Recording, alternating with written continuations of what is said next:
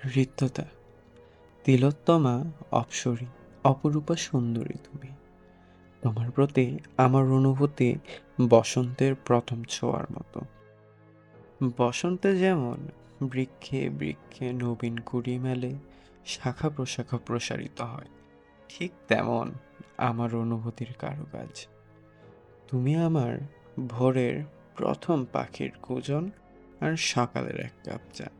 তোমার জন্য অন্তঃস্থলে বেড়ে ওঠে প্রেমের বাগান, যেখানে লাল গোলাপের মেলা বসে। আমার খুব ঠান্ডার ধাঁচ।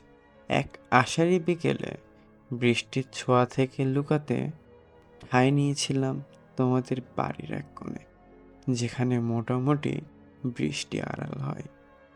বারান্দায় কাচের চুড়ি পরে তুমি হাত বাড়িয়েছিলে বৃষ্টির ফোঁটার সাথে ভাব জমাতে। আমি বিমোহিত হয়ে দৃষ্টি নিক্ষেপ করেছি।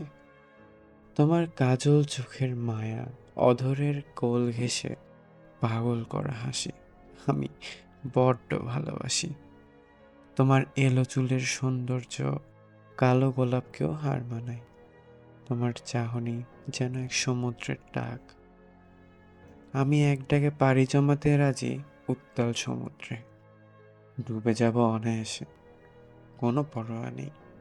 অতল গভীরেই তো ভালোবাসার খোঁজ।